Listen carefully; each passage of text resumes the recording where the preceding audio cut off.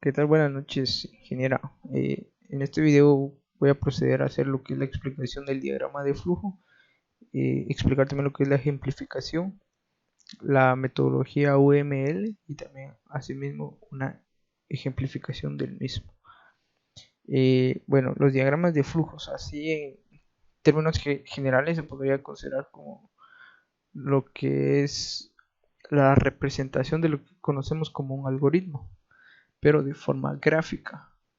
Realmente no es solo un algoritmo el que se puede representar de esta manera, ya que en sí se puede representar a través de diagramas todo tipo de proceso o actividad que se quiera realizar.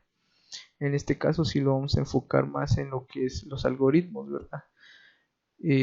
Como recordaremos, un algoritmo consiste en que sigue un proceso o una metodología para resolver un problema. El algoritmo realmente hay que hacer mucho énfasis en lo que es el proceso, y en los diagramas de flujo hacemos ese proceso.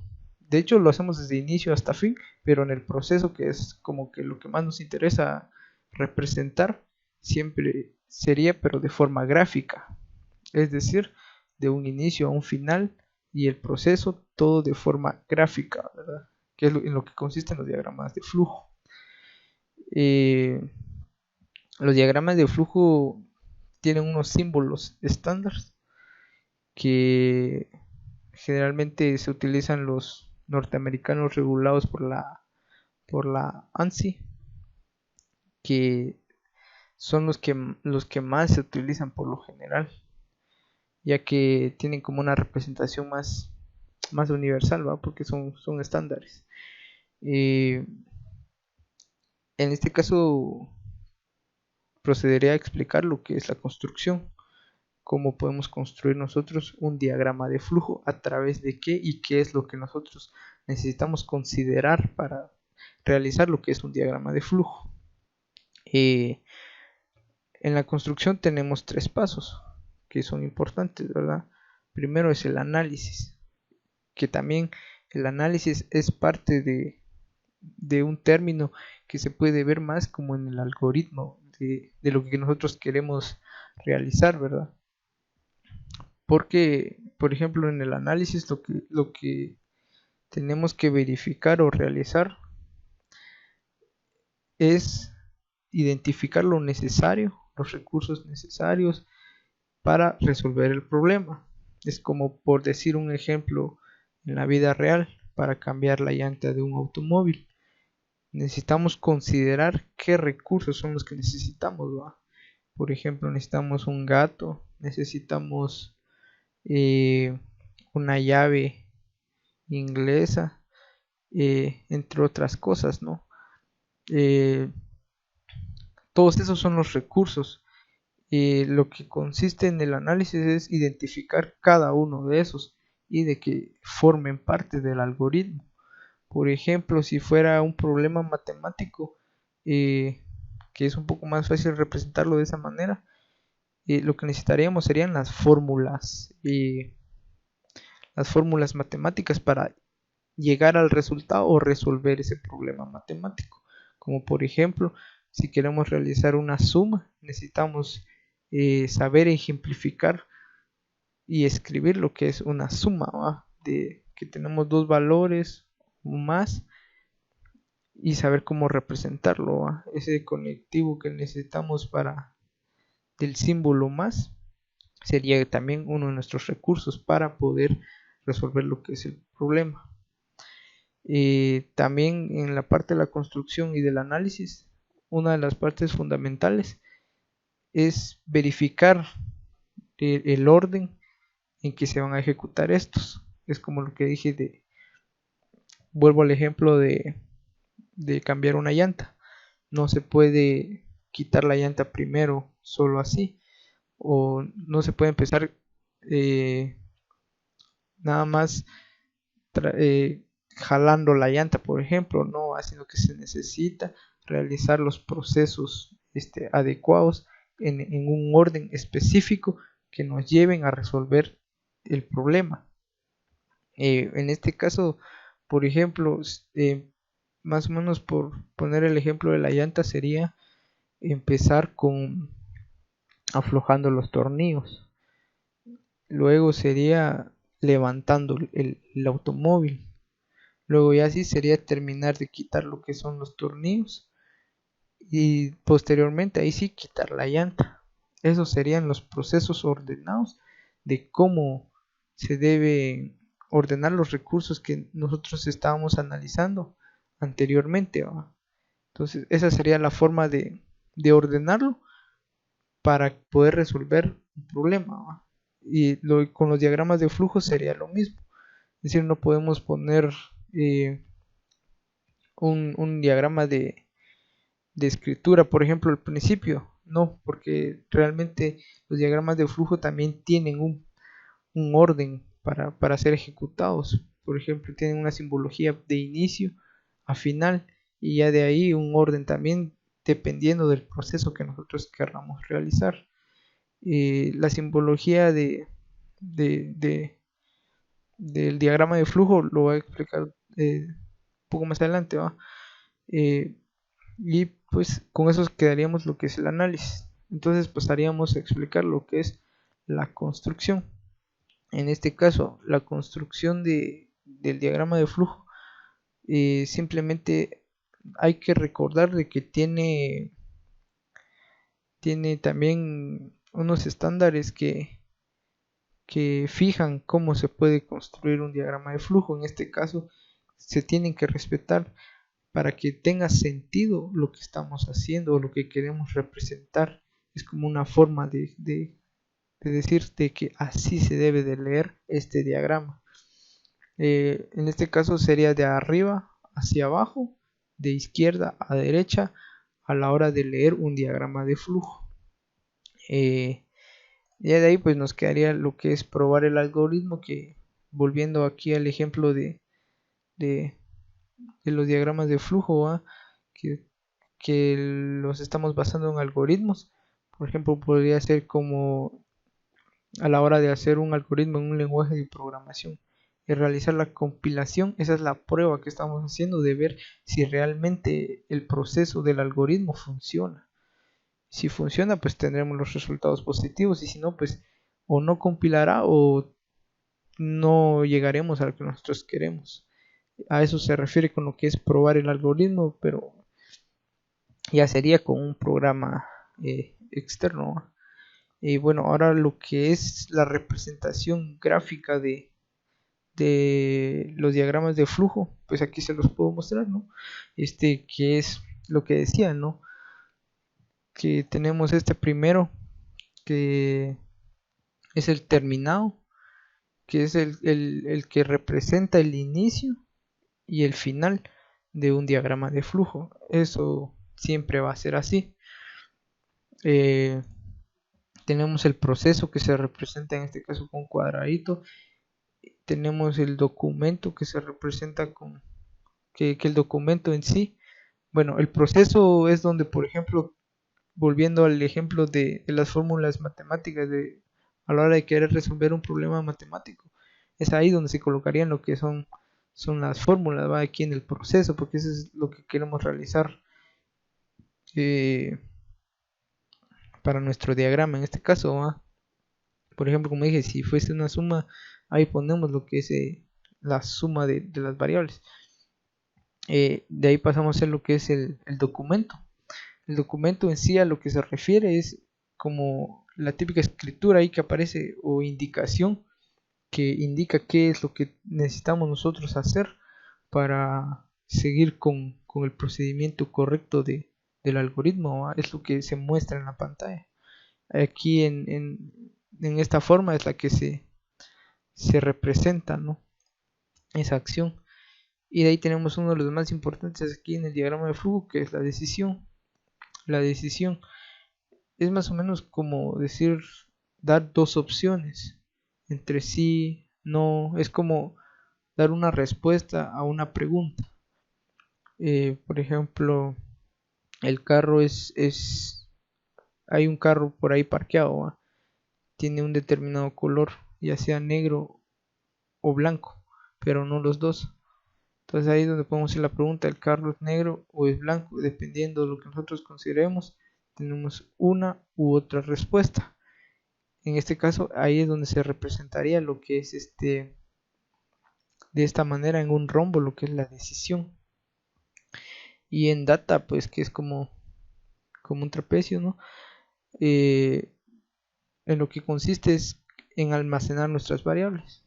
En este caso, como hablamos de algoritmos que los representamos a través de diagramas de flujo, entonces es como una variable, ¿no? Es decir, eh, por ejemplo, cuando ponemos en la descripción ingrese un valor, luego lo que lo tiene, ese valor que nosotros ingresemos, se tiene que almacenar en algún lugar. En este caso es en el data, que se representa de esta manera. Entonces, es más que nada almacenamiento lo que representa en este caso, ¿verdad? Y otra de las partes importantes del diagrama de flujo en cuanto a la simbología son las flechas. Estas flechas de flujo son muy importantes, ¿verdad? Porque son las que conectan los diagramas en sí. Es decir, tenemos el inicio, tiene que ir conectado hacia una flecha. En este caso, sí, como dije anteriormente, la forma de realizarlo es de arriba hacia abajo y de izquierda a derecha. Entonces es importante saber que las flechas de flujo también son fundamentales y que siempre se tienen que utilizar para que el diagrama de flujo tenga un sentido, un mejor sentido, ¿no? Luego tenemos lo que son los comentarios o las anotaciones, ¿no? Que se representan a través de estos como corchetes, ¿no? O llaves. Eh, Aquí pues es igual como en los lenguajes de programación, ¿no? Solo colocar un comentario que no influye en el algoritmo, así como en el proceso o algo así, una representación, sino que simplemente es como una información agregada a algún proceso o determinado valor, ¿no? Y bueno, ahora voy a aquí a ejemplificar lo que es uno de los ejemplos que yo realicé de un diagrama de flujo. En este caso fue hecho en PSaint. Y pues otra cosa a mencionar aquí con los diagramas de flujo es de que realmente no se tiene tan estandarizado lo que son los diagramas, ¿no? Porque generalmente pueden variar como en este caso. Pero eso ya depende un poco más del tipo de programa que nosotros utilicemos. Pero por lo general estos son los que se encuentran representados, ¿va? Tal vez en unos programas un poco más profesionales hechos para esto, como Visio, por ejemplo. Pero bueno, en este caso voy a explicar lo que es mi ejemplo de diagrama de flujo. Es un ejemplo muy simple, fue un algoritmo muy simple que simplemente es de introducir dos valores y sumarlos y multiplicarlos. En este caso, por ejemplo, aquí como les dije, ¿no? El terminado es donde se coloca el inicio. Aquí podemos poner algoritmo y el nombre que nosotros queramos ponerle. En este caso le puse suma. Creo que se me fue un poco ahí porque quería ponerle suma y multiplicación, pero bueno. El chiste es de que este diagrama de aquí que dice algoritmo al principio es el que nos representa el inicio. Y como dije anteriormente, también representa el final, que es como lo podemos ver, que está aquí de último, ¿no? Fin de algoritmo, tal cual lo dice. Bueno, dando inicio al diagrama de flujo, luego se realiza lo que es una flecha de flujo, como dije anteriormente, siempre de arriba hacia abajo. Y colocamos lo que es un documento, que sería como dije anteriormente, tal vez no está representado de la misma manera, pero bueno, se sobreentiende, ¿no? De que presenta así, de esta manera se representa. Y aquí, por ejemplo, lo que coloqué yo en el algoritmo era que se ingresara el primer número. Como dije que teníamos que ingresar dos valores, entonces aquí lo que está haciendo es documentar y pedir lo que es el primer valor. Esto es lo que representa en la pantalla, ¿no? Y de esta manera se representa en este diagrama de flujo. Bueno, continuando, aquí es donde tenemos el dato, ¿no? Es lo que decía. A la hora de ingresar un valor, este se tiene que almacenar. Entonces ahí está la importancia de las variables en los algoritmos, ¿no? Y aquí está lo que es data, que está representada de esta forma de diagrama. Es, ahí es donde se almacena lo que es el valor que está pidiendo en el documento o en la documentación. Y bueno, aquí volvemos a hacer lo mismo, ¿no? Otro documento donde escribimos que ingresen el segundo número, el segundo valor que nosotros queremos saber para poder realizar la operación, y se almacena en el segundo dato, ¿no? Que también es, como dije anteriormente, va representado de esa manera. Bueno, ya teniendo los dos valores, lo que se procedería a hacer es la parte de, como dije anteriormente, valga la redundancia, el proceso. El proceso, en este caso, como dije, es una representación matemática, porque nosotros lo que estamos preguntando es sobre un problema matemático, es lo que nosotros queremos resolver. Entonces, en este caso se coloca de esta manera. Es como un rectángulo, ¿no? en Paint, y colocamos ahí lo que es la fórmula, ¿no? En este caso es la suma. Y aquí es donde procedemos a la documentación nuevamente, ¿no? De que aquí ya vamos a mostrar nuestro primer resultado. Entonces nosotros lo que queremos es realizar un en el diagrama lo que es que se represente el resultado de la suma, en este caso, ¿verdad? Y entonces ahí es donde colocamos nuevamente un documento que es el que nos describe en la pantalla lo que es el resultado en este caso, ¿verdad? Luego, como dijimos que aquí es suma y multiplicación, procedemos a realizar, valga la redundancia nuevamente, otro proceso, ¿no? Entonces es representado de esta manera. Igual aquí ya es la multiplicación, entonces aquí es donde representamos lo que es el proceso. Y pues que lo escriba, que lo represente, que lo documente con de esta forma va el producto porque es de una multiplicación y que se muestre en pantalla. Y aquí le damos, como dije anteriormente, el fin de lo que es el algoritmo con también este diagrama que es determinado. Bueno, entonces ese sería mi ejemplo y los pasos a realizar lo que es el diagrama de flujo. Ahora explicaré más o menos así brevemente lo que es la metodología UML, también con un ejemplo un poco más sencillo, ¿va? La metodología UML se refiere más que todo al lenguaje unificado de modelado. ¿Por qué se generará un lenguaje de este tipo? Pues generalmente es para tener eh, un diseño o arquitectura para representar de mejor manera lo que son los software más complicados. Son diagramas estandarizados, ¿va? Para que eso es lo que realizan, ¿no? Nos permiten visualizar programas que tal vez son muy complejos, que son muy difíciles de leer, así por ejemplo con un lenguaje de programación, pero que sin embargo con la metodología UML nos ayuda a poder entenderlo de mejor manera, de buscar la manera de realizarlo de una forma un poco más sencilla, ¿va? O tal vez no es que sea más sencilla, sino de que lo entendamos mejor al verlo de una forma de que tal vez nosotros conocemos o familiarizamos mejor. El propósito como dije, de metodología UML es que se pueda visualizar, construir y documentar el desarrollo de un sistema. Aquí voy a poner un ejemplo sencillo, ¿no? Sobre lo que es el ejemplo de caso de uso. Y aquí como podemos ver, ¿no? Lo que tenemos es un proceso.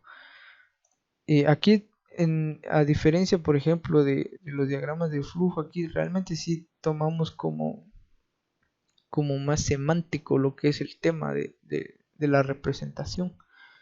porque aquí, por ejemplo, en caso de uso de UML, lo que se hace es tomar en cuenta lo que son los actores, lo que son también los casos de uso, ¿no?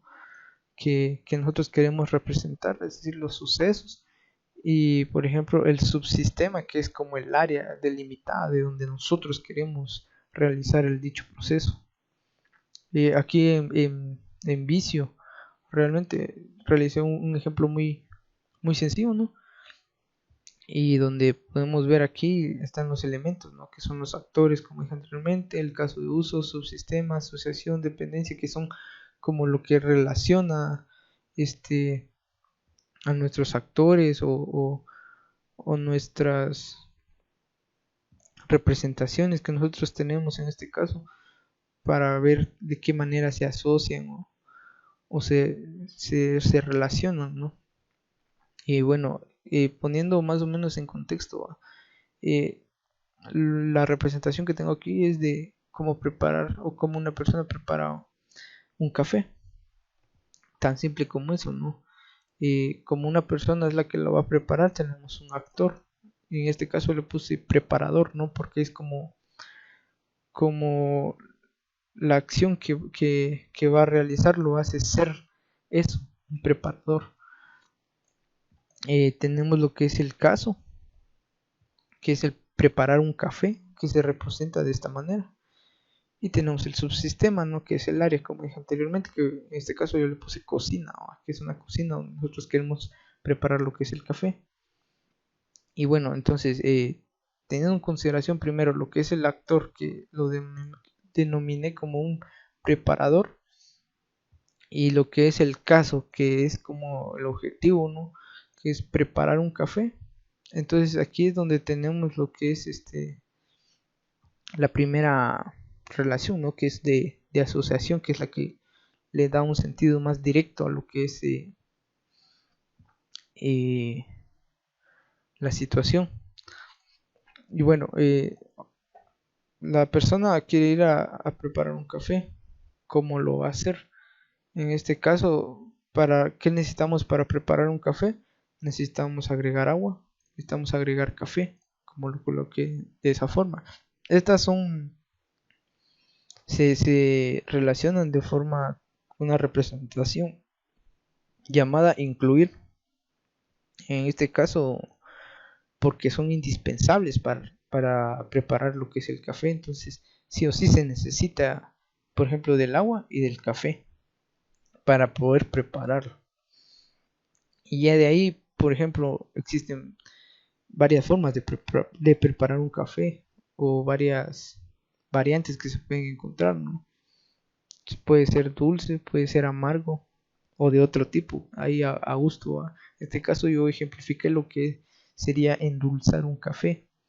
Como dije anteriormente, estos son los indispensables que tenemos que incluir, por eso aquí se representa de esta manera, para poder preparar lo que es el café, es decir, realizar la acción.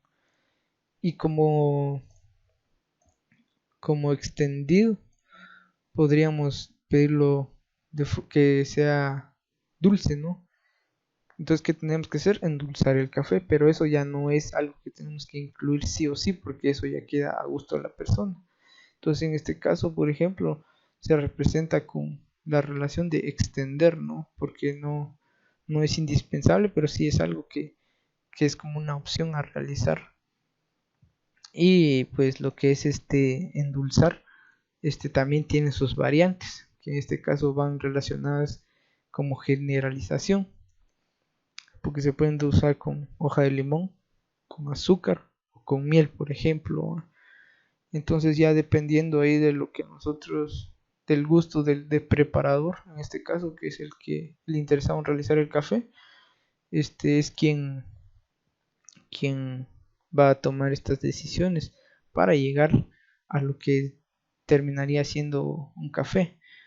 Porque por ejemplo él quiere preparar su café, estas son indispensables, le agrega agua, le agrega café, y en este caso tiene la opción de si a él le gusta dulce, lo va a endulzar.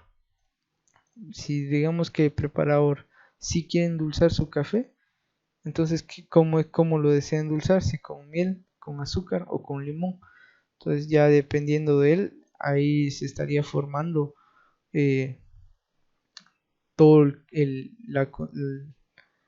diagrama, ¿va? De caso de uso para poder representar lo que es la preparación de su café.